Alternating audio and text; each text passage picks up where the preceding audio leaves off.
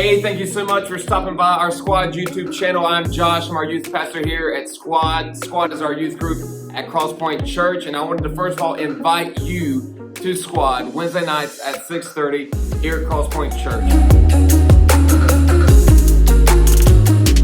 Again, thank you so much for stopping by. We hope that you enjoy this week's message from Squad at Crosspoint Church.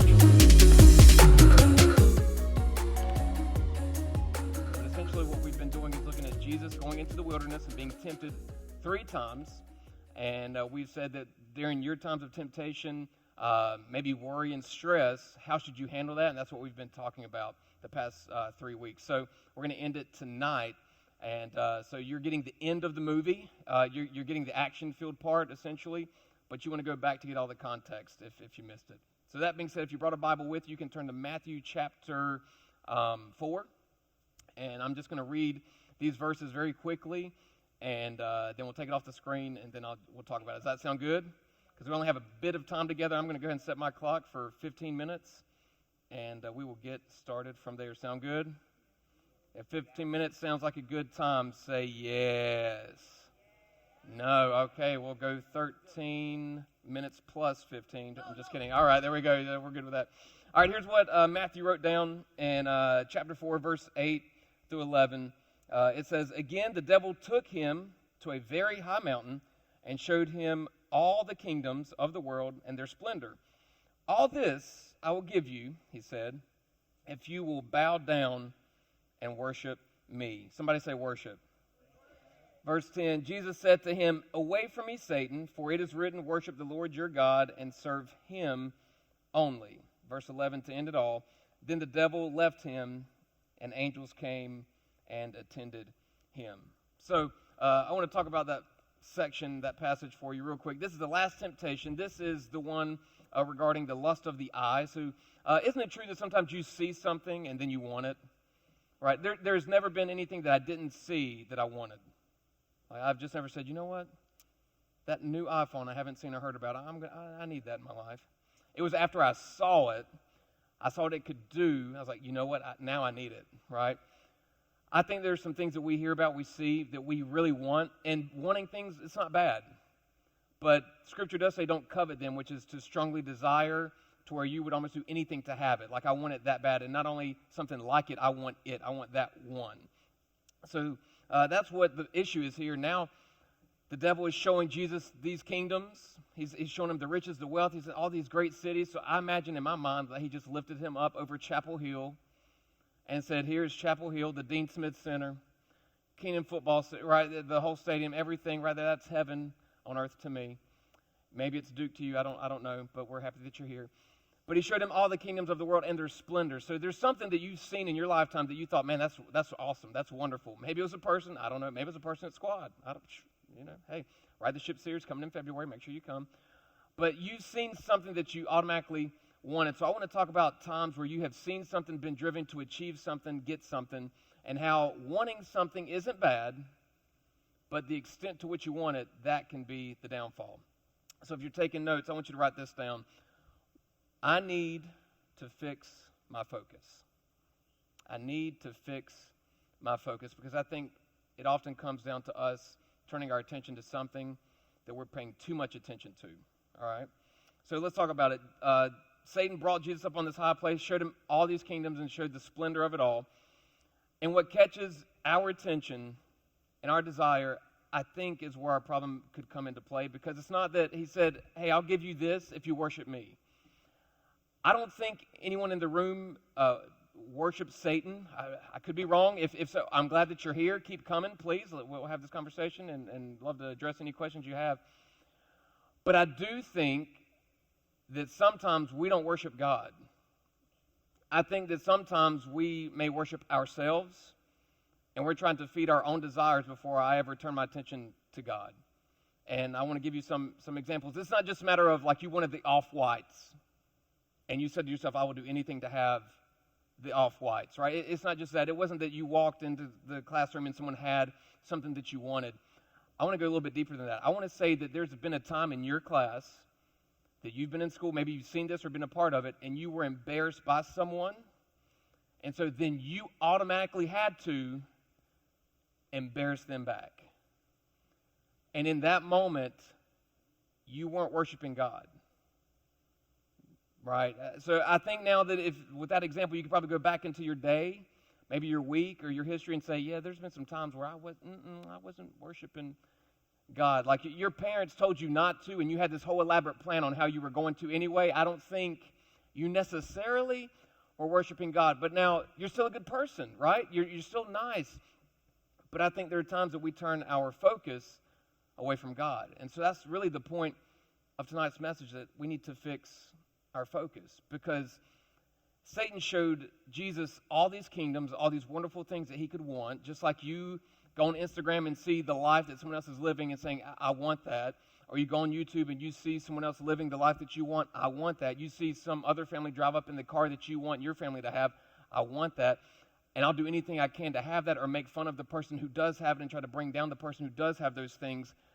And in those moments, we're turning our attention away from worshiping God and being thankful for God, and turning it to, I either want that by any means necessary, or to demoralize you and bring you down so that it makes us equal again. And that's where we tend to go wrong. So, with that being said, I want us to fix our focus. I want us to turn our attention to God, so when you do get embarrassed, I want you to ask this question: why would they say that? What's going on in their lives? What's going on with them to make them want to bring me down that way, to say that phrase? And how in this moment, maybe not right now because I'm upset by what they said, I'm hurt by what they said, but is there a way that I can bring them up? Because God loves them as much as he loves me. And they hurt me, and that hurt God. But if I hurt them, that hurts God too, and no one's going to win. So how can I fix my focus in this moment? On the other side of that coin, if you just say, no, Josh, my feelings are too hurt, I'm too upset by whatever it was, then you get in this battle of hurt. Then that's you standing on top of the mountain, Satan saying, hey, here's the kingdom, and you want your self-image, right? You want your respect by your classmates, and you need to embarrass this person, and I can give that to you. So each day you get to make this decision, and it's essentially like the little cartoons you used to see with the angel and the devil on one side, and it's like, which one am I going to go with? And I just wanted to bring it to your attention, squad, that I think sometimes we make decisions throughout our day where we're not worshiping God, and we're turning our attention away from God and saying, hey, God, I don't need you in this moment. In my dating relationship, I don't need you. In who I date, I don't need you there. I just want you to be my genie in a bottle. I'm going to wish for some things tonight or this morning whenever I pray and say, God, please let it be a good day. And if it's not, then that's going to upset me, but I'm going to do everything I want to my way. And that's not worship. Here's what worship is. By definition, worship is adoration for God. What do you do for things or people you adore? So, for example, name something that you guys collect. All right, just shout it out on the count of three. 1, 2, 3. Absolutely, those are awesome. All right, someone said McDonald's. They're adding up those calories. But those things that you collect, are they precious to you? Are they valuable to you?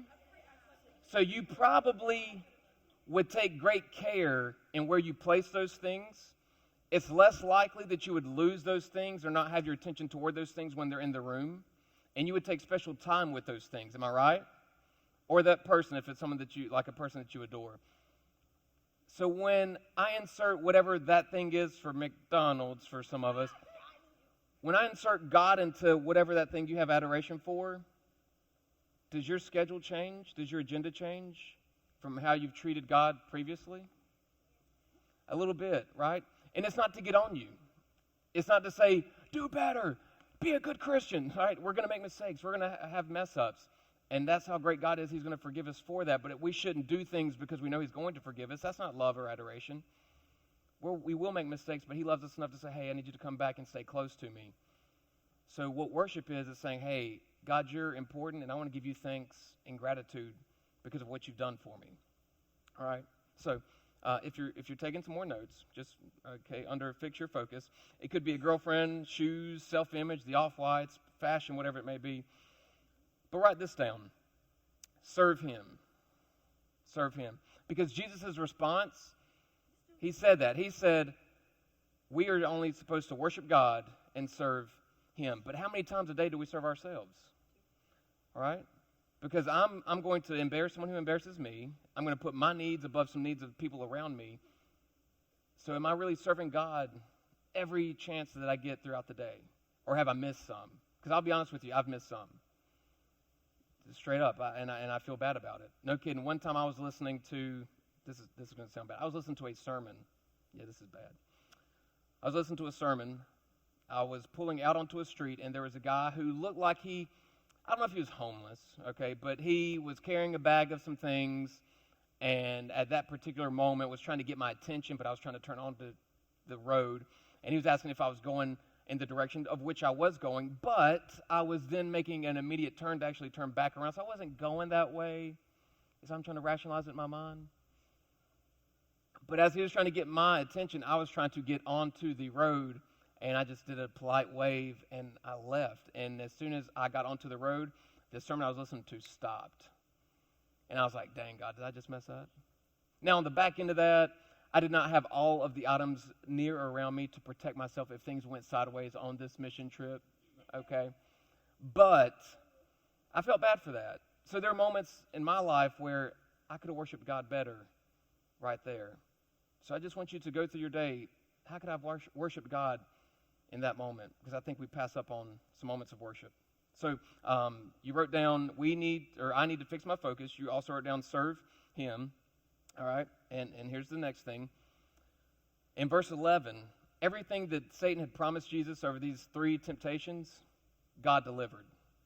So there's times that you're worried, you're stressed out, like, I want this, I prayed for this, God, I need you to fulfill this. There will be times when the tempter, the devil, an enemy will come in and say, hey, if you want that, why don't you just take it? Why don't you steal it? Why don't you do it this way? And you could have those things. But like we talked about a couple weeks ago, that would be a short-term happiness that won't sustain. But if you go with God's route, you'll get it in the end, and it will be long-term. So all the things that the devil had told Jesus, hey, I'll give you these things, he got through God at the end, because the angels came and attended him, took care of his needs, and he was able to sustain that. And in doing that and not giving into temptation, that's hard to say, giving into temptation, he was able to remain Jesus, our Savior. So here's the point of this entire temptation series that we did, playlist. You tend to listen to the same thing over and over. If you're like me, a new song comes out, that's a banger. We're like all the time. On repeat, right? But I think there are routines in our day that are on repeat. There are people that when we see, our emotions toward them are on repeat. There are temptations that when we have them, our response is on repeat. And I think it's taking our attention away from God. So I want you guys to metaphorically take the headphones off and address the tension by paying attention to where you may have missed it before. So don't just put it on repeat and have the same response to every situation, because every situation is different. Because everyone is different. Right? They may be similar. They come packaged very similarly. But I think God wants to do something through and around you, but it only works if you pay attention.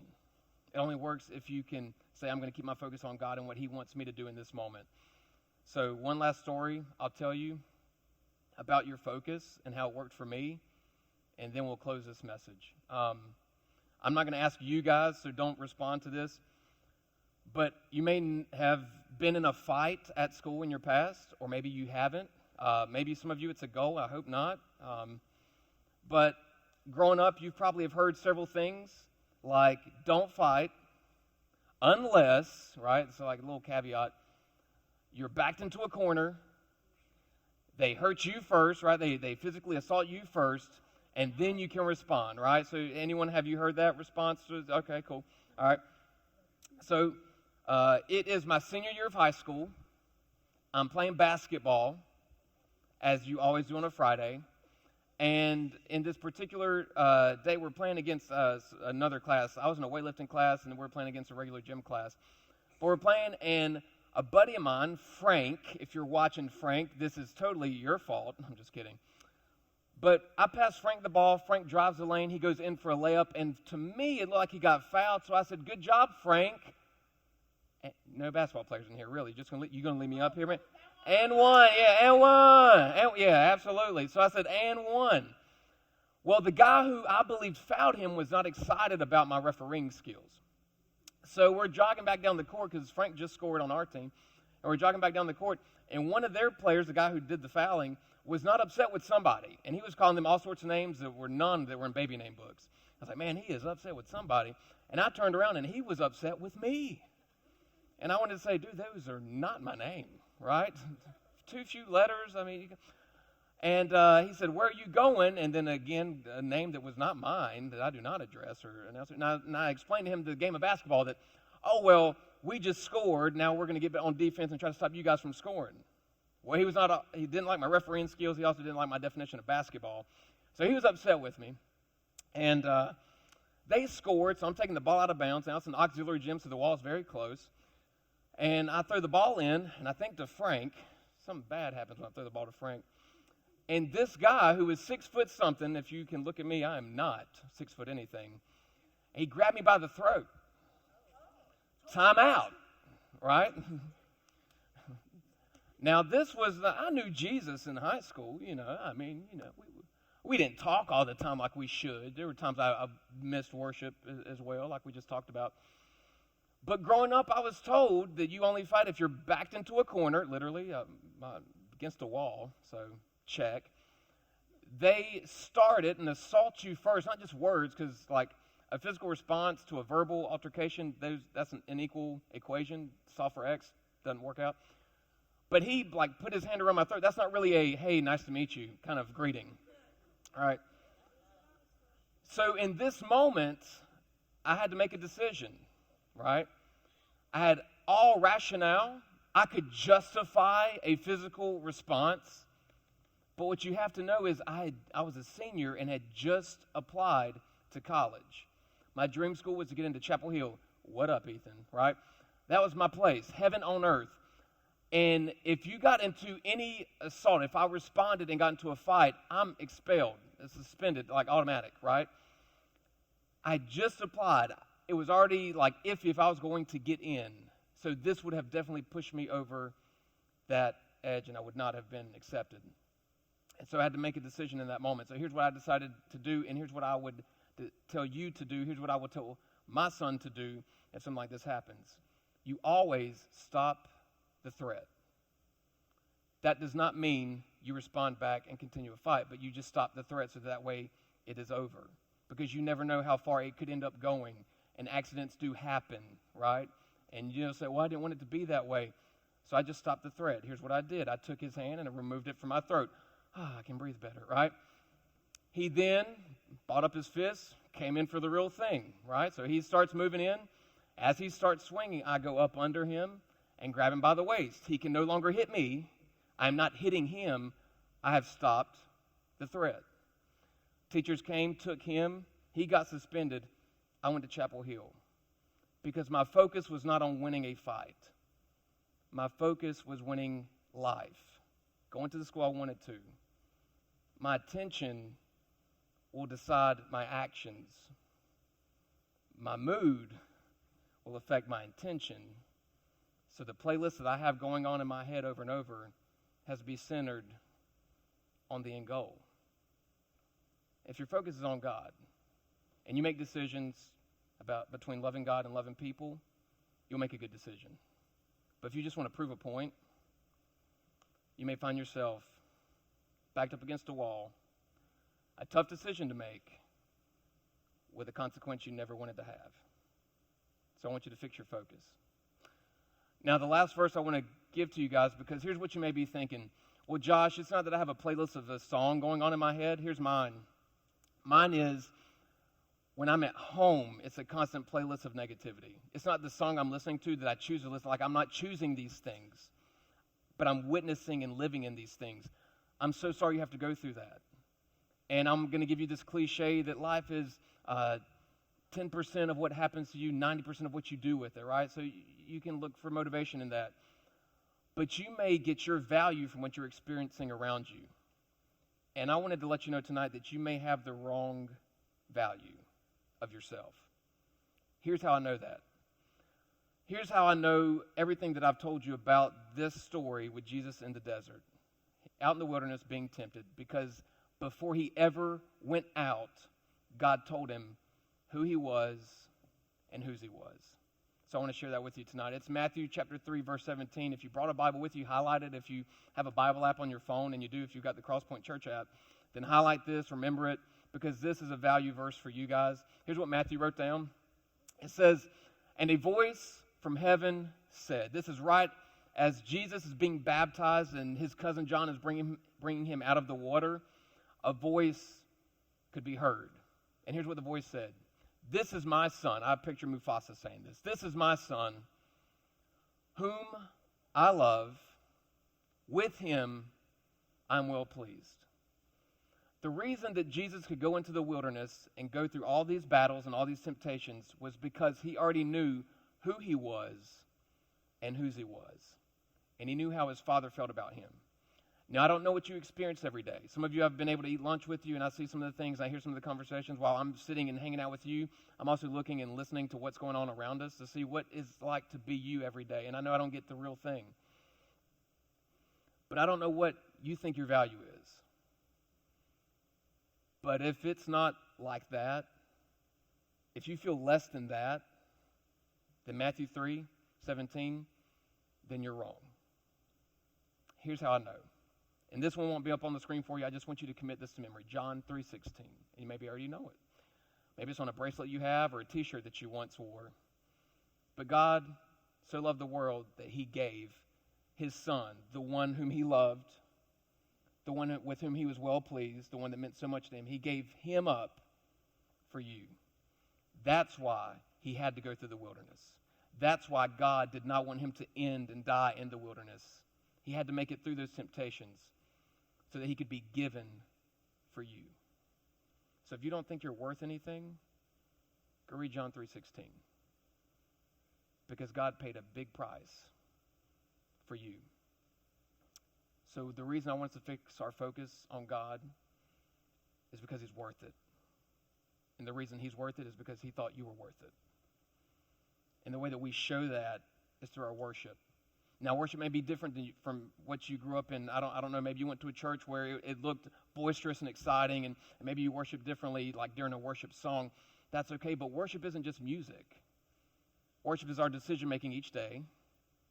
Worship is those moments like when we kick off squad each time, and you'll see me sometimes lift my hands up, or you'll see some people lift their hands up, and I want to explain what that's about. This usually means one of two things, or both. It means surrender, or it means victory. So when you see someone during a worship song or a worship set, when they lift their hands up, it's saying, "God, I surrender it to you. I'm not going to choose self-image. I'm not choosing me and my will, my desires over you. I want this moment to be about you. I want you to come into my life. I want you to come into this room because I know what you did for me. I know how much I am to you." And if you go up to a baby when they're in the crib, guess what they're going to do? They're going to lift their arms because they want to be held. So during worship, this is surrender. This is, God, pick me up. I need you. I want to celebrate you. I adore you. I love you, and I'm thankful and grateful for you. And I just want to tell you that in this moment. So I'm going to say some of these words. I'm going to sing some of these words, and sometimes I change the words because I want to make it a personal conversation between me and God in that moment. And that's why you'll see me bow my head. You'll see me lift up. And if you listen, and hopefully I'm on key, you might hear me change it from Jesus. Instead, I'll say you, because I want to talk to you. So, squad, I just want you, beginning tonight, to fix your focus. Because I think there's moments in your day that you could worship God in your own unique, personal way, or exciting, showing it way. And if you think, "Well, Josh, I'm just not that kind of way." No. I saw y'all sing Friends theme song. I've seen you at football games. You post about going to concerts, and I'm seeing all sorts of worshiping for Luke Bryan and everybody else. So I think for God, like Luke Bryan doesn't know my name, but God does. Luke Bryan didn't give up everything for the world and me, but God did. So maybe this is the first time you've heard this message. It's called The Good News. And if you've never accepted Jesus into your life and made him the leader of your life, then I want to give you that opportunity to do that tonight. So, squad, would you bow your head and close your eyes?